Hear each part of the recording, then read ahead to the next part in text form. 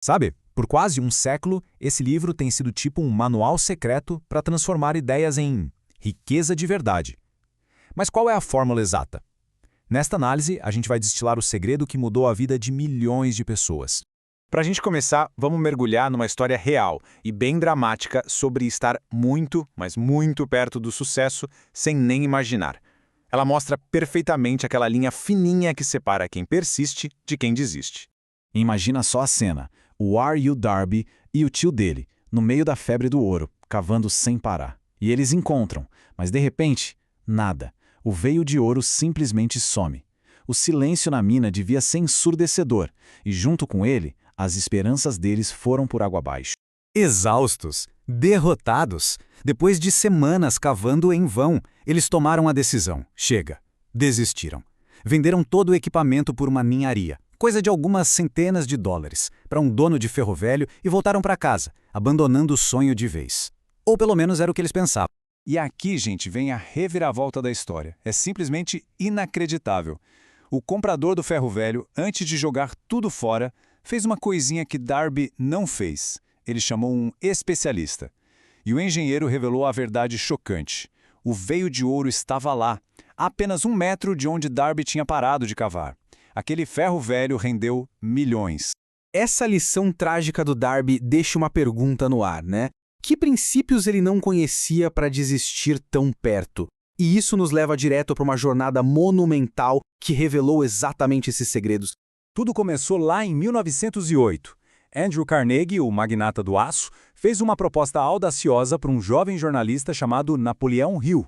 Dedicar os próximos 20 anos da sua vida, sem pagamento, para entrevistar os maiores sucessos do mundo e criar uma filosofia do sucesso para todo mundo. O Hill, percebendo que aquela era a chance da vida dele, aceitou em menos de 30 segundos. E depois de mais de 500 entrevistas, em 1937, o resultado foi finalmente publicado. Hill dedicou a vida dele a provar essa frase. Ele não buscava só inspiração, ele queria uma fórmula, um método, para que qualquer pessoa pudesse encontrar essa semente do sucesso escondida dentro de cada aparente fracasso. Então, qual foi a primeira grande peça desse quebra-cabeça? Vamos agora desvendar o que, segundo a pesquisa de Hill, é o verdadeiro ponto de partida de toda e qualquer grande conquista. E o motor de tudo é isso aqui. Hill descobriu que um simples eu queria é inútil. O começo de tudo é um desejo ardente. É uma obsessão que consome os pensamentos, que pulsa, que não deixa espaço para dúvida ou para a possibilidade de falhar. É essa intensidade toda que alimenta o processo de transformar uma ideia, algo abstrato, em realidade concreta. Mas como se faz isso na prática?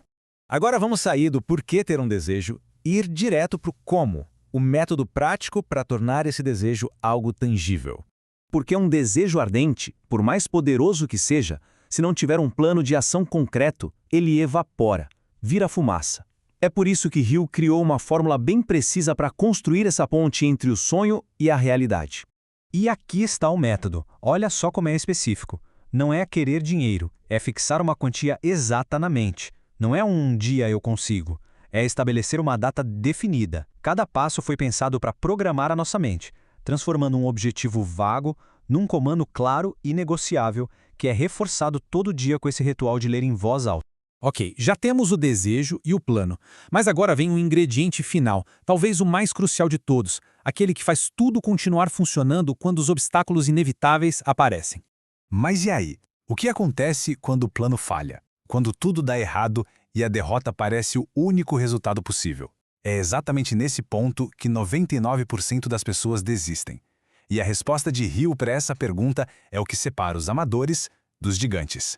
Hill faz uma distinção que é fundamental. Derrota temporária é uma coisa, e ela é inevitável. É um sinal de que o plano precisa ser melhorado. Agora, o fracasso permanente, isso é uma escolha. Ninguém realmente fracassa até o momento em que decide desistir. Essa mentalidade fica muito clara na história daquele grande guerreiro que, ao chegar em território inimigo, deu uma ordem maluca: queimar os próprios navios. Olhando o fogo consumir a única rota de fuga, ele disse aos seus homens: agora não temos escolha. Ou a gente vence, ou a gente morre aqui. Ele eliminou qualquer possibilidade de recuar. Ou pensa no Henry Ford.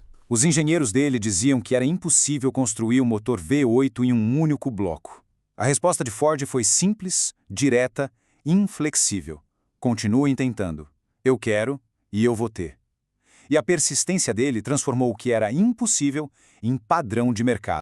E tem o Marshall Field. Depois que o grande incêndio de Chicago destruiu tudo, a loja dele era só ruínas e fumaça. Enquanto todo mundo viu o fim, ele ficou lá, no meio dos escombros, e declarou: neste mesmo lugar eu vou construir a maior loja do mundo, não importa quantas vezes ela pegue fogo.